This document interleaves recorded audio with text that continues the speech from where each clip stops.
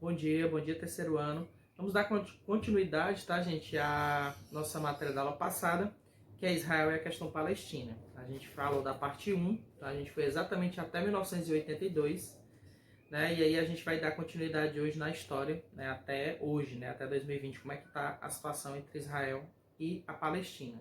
Só lembrando, tá, gente, o que a gente falou na aula passada, Israel é considerado um país, né? Já é um país, e a Palestina não, né? A Palestina quer ser reconhecida como um país, né? Israel tem seu território, a Palestina não. E foi o que aconteceu, né? Só para a gente relembrar. Israel estava na sua terra prometida por Deus, e eles foram expulsos da sua terra, né? E houve a diáspora judaica, né? O povo de Israel, o povo judeu. E aí esse povo se dispersou pelo mundo, né? Ficou pelo mundo, vagando aí pelo mundo e mais na parte europeia. E esse povo, no século XIX, sente vontade de voltar para a sua terra, né?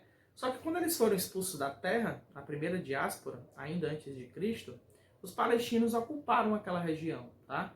E aí os palestinos ocupam aquela região, o povo de Israel tinha sido expulsado da sua terra, e dentro de um movimento sionista, que é um movimento de retorno, a palavra sionista quer dizer retorno, eles queriam voltar para a sua terra. Só que ao voltar para a sua terra, quem eles vão encontrar lá? O povo da Palestina. Então, são duas nações, Israel e Palestina, que lutam pelo mesmo território. Só que eles ocuparam o território em momentos distintos da história, tá? Essa segunda parte, tá, pessoal, do capítulo 8, tá na página 196 a 198. Hoje eu vou conseguir encerrar essa matéria desse conflito Israel e Palestina, ok? Galera, tem uma pergunta aí que diz assim, ó, qual o momento nas últimas décadas mais próximo da paz entre Israel e Palestina? Qual o momento da história em que esses dois, né, duas nações, dois países chegam a quase uma paz? Pessoal, 93, a gente tem um acordo de paz de Oslo, né? Oslo fica na Noruega. E entre 93 e 94, o presidente Bill Clinton, que é o que está no centro dessa imagem, o ex-presidente da República dos Estados Unidos, ele tentou um acordo de paz entre o líder da Palestina, que é Yasser Arafat, que esse é o seu lado direito, e tem tipo um chapéu, um lenço aí na cabeça, e do outro lado eu tenho aí à sua esquerda Isaac Rabin, que era um líder de Israel. Então na época o Bill Clinton tentou, né, um acordo entre os dois para que houvesse paz, né? Então o que aconteceu aí, certo?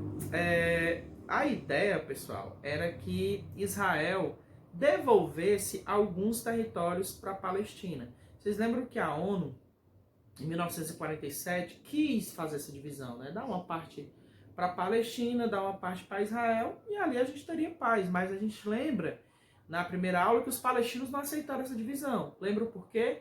Porque Israel tinha ficado com um território maior e a Palestina tinha ficado com um território muito disperso. Eu tinha um território aqui, eu tinha um território mais em cima do mapa, então não ficou bom para os palestinos, por isso que eles não aceitaram. Lembrando, tá, gente, que essa liderança aqui, o Yasser Arafat, ele é um dos principais líderes dos palestinos, né? Considerado o principal líder desde Maomé, né? Que Maomé esteve aqui entre o século 7 depois de Cristo, né? Então eles acreditam que ele era um principal líder, tá?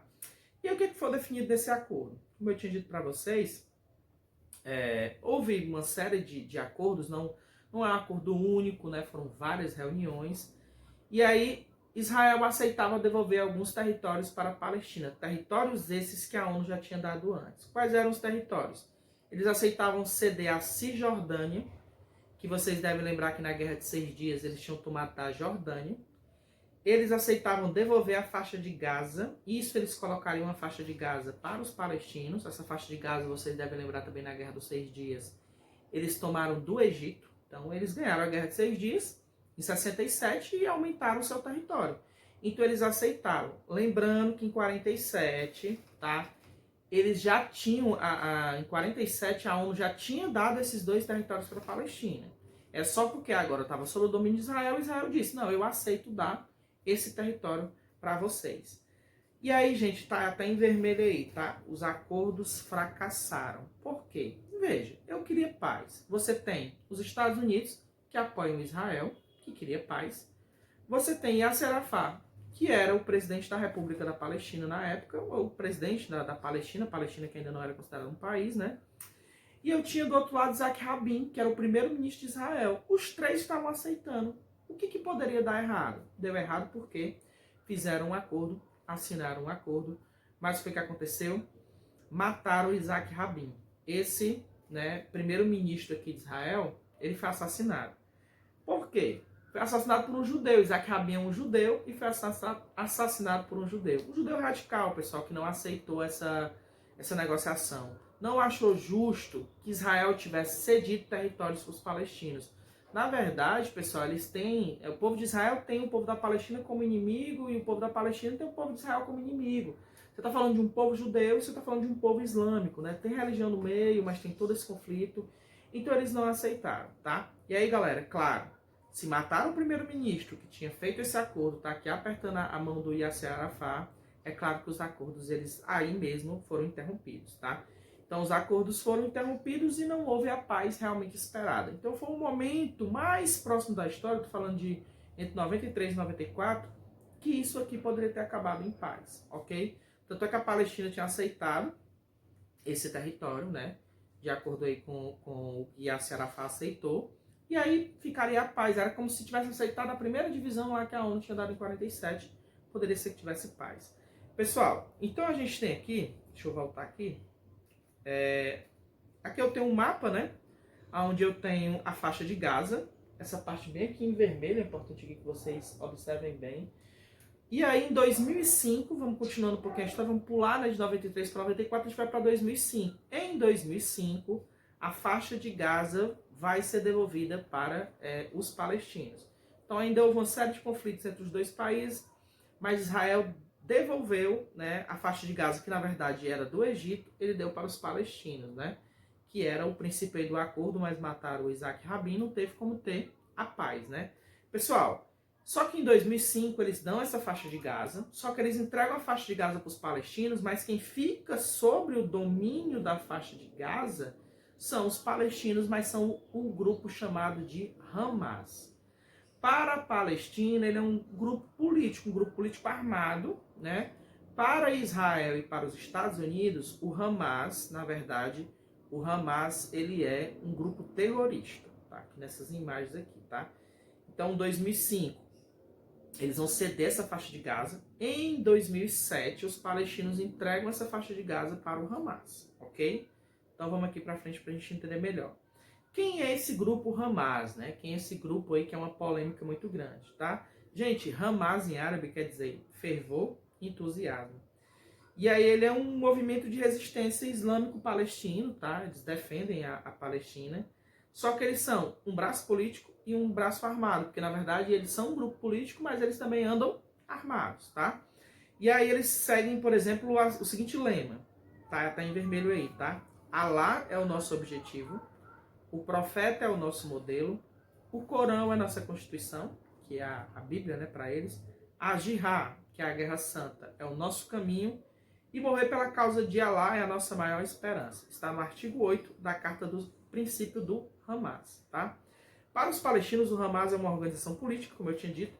Para Israel e para os Estados Unidos, eles são considerados como um grupo terrorista, tá? Então, nem os Estados Unidos, nem Israel aceitam que a Palestina tenha dado esse pedaço de terra para o Hamas. Eles não aceitaram, não gostaram disso, tá? Vamos lá. Agora sim, gente. Apesar da faixa de Gaza estar sob o controle do Hamas, essa faixa de Gaza, eles deram um controle, eles não doaram o território, não. Disseram assim, ó, estou devolvendo aqui o território, não. Eles deixaram sob o domínio dos palestinos, mas quem é dono do território é o Israel, que Israel tomou esse território do Egito em 67. Então eles não chegaram a dar o território, não, tá? Eles apenas cederam espaço para que os palestinos ficassem naquela área. Só que os palestinos em 2007 deixaram isso na mão do Hamas. O Hamas também é um grupo da Palestina, ok? Galera, em janeiro de 2006, o Hamas, que é um grupo considerado terrorista aí por Israel, pelos Estados Unidos e também pela União Europeia, venceu as eleições parlamentares, formou um governo, tá? E aí acirrou as tensões, tá? O Hamas não aceita a existência de Israel, ele prega a destruição do Estado, ele prega totalmente a destruição de Israel, e claro que Israel vai se defender disso, tá? E aí a gente tem, por exemplo, em 2008, Israel iniciou bombardeios à faixa de Gaza, controlada pelo Hamas, em resposta ao disparo de 80 foguetes Katyusha contra o sul do país. Então, o que foi que aconteceu? A faixa de Gaza, que é uma faixa ali de limite entre os dois possíveis estados, e aí o povo do Hamas começou a atacar com 80 foguetes Israel. Israel fez uma ofensiva militar, devolvendo, né, o ataque que eles tinham recebido.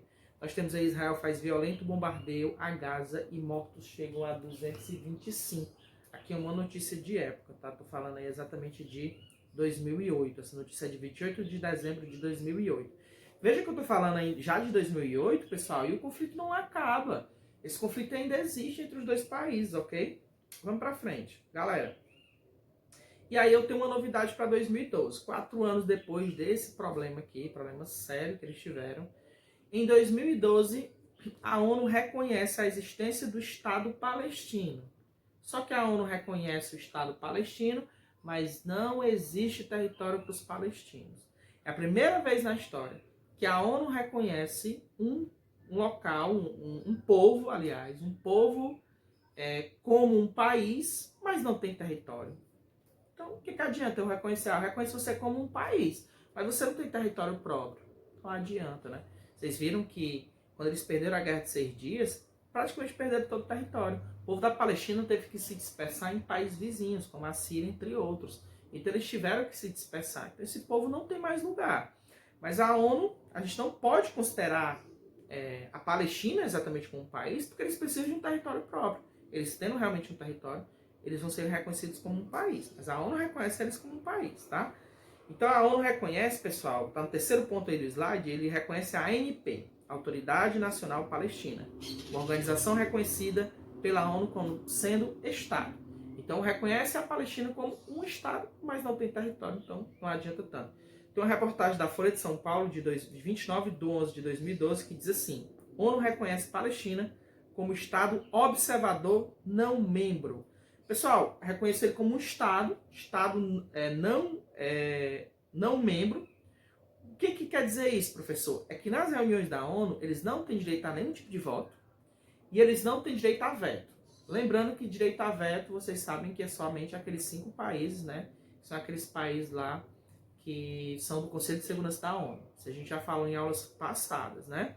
Mas a gente tem aí, eles não têm direito a votar de jeito nenhum, não têm direito a vetar nenhuma decisão, porque veto também só tem 5 países que têm direito, eles só têm direito à voz. Então eles podem sim, na reunião da ONU, geralmente essas reuniões da ONU, desde que foi criado, quem abre essa reunião da ONU é o Brasil, na antiga presidenta da República, Dilma Rousseff, foi a primeira mulher do mundo a abrir uma reunião da ONU. Por quê? Porque ela era presidenta do Brasil e quem abre as reuniões é o Brasil. Eles têm direito à voz, eles podem falar como um Estado, mas não tem território. Então é muito estranho, né?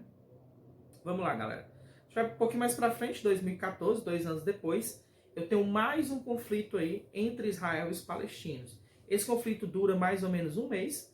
Mais uma vez o Hamas, lá da faixa de Gaza, começou a lançar foguetes para Israel. Israel, logicamente, vai revidar. Só, gente, que Israel, quando revida, revida com muita força. Vocês sabem que eles têm apoio militar norte-americano. Então, eles usam muitas armas que os norte-americanos já não usam mais, mas são armas muito potentes, né? Então, eles têm essa parceria militar com os Estados Unidos. Então, Israel usou armamentos modernos, aviões modernos e atacou. Você vê imagens aqui de pessoas, né? Morreu nessa época, em 2014, nesse conflito, em torno de 1.000 pessoas na Palestina. Crianças, idosos, maioria civis, não foram militares, né?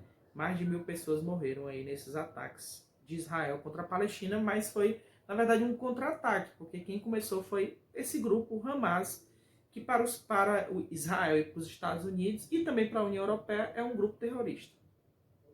E aí eu tenho aqui algumas notícias de 2017, passando mais 3 anos, 3 palestinos morrem em conflito em Jerusalém Oriental. Palestinos entram em confronto com policiais israelenses após restrição no acesso a Jerusalém. Jerusalém, que é considerada uma cidade sagrada tanto para os palestinos quanto para os israelenses. Gente, veja que eu estou falando em 2017, já está pertinho de 2020 e os conflitos continuam, né, entre israelenses e palestinos. E aí, galera, a gente tem, voltando um pouquinho aqui na história, outra coisa que acirrou o conflito entre os dois foi que em 2002, eu vou voltar um pouquinho aqui só para explicar um pouquinho da questão do Muro de Israel. Em 2002, né, o governo de Ariel Sharon, né, que na época era o presidente de Israel, ele criou um muro na Cisjordânia. Então ele dizia que essa barreira, essa ideia desse muro, que é esse muro que você vê nessa imagem, e quantos outros muros não são construídos no mundo, né, pessoal, que faz a divisão entre países. Você vê que antes mesmo da pandemia, os Estados Unidos queriam ampliar aquele muro entre Estados Unidos e México, e ia ser caríssimo, né? Eles queriam que os mexicanos pagassem a construção desse muro, claro que o México disse que não ia pagar, e aí aconteceu a pandemia, parou esse processo. Mas quantos muros, né, não fazem a divisão de territórios aí no mundo, né? Então a ideia deles era que eles queriam proteger Israel do ataque dos palestinos, então eles iam fazer esse muro na Cisjordânia. Eles já tinham conquistado a Jordânia, né? Tinham tomado a Jordânia da Cisjordânia e construíram esse muro em 2002. Só, gente, que tem um detalhe, tá? Esse muro que foi feito, ele recebeu muitas críticas na época.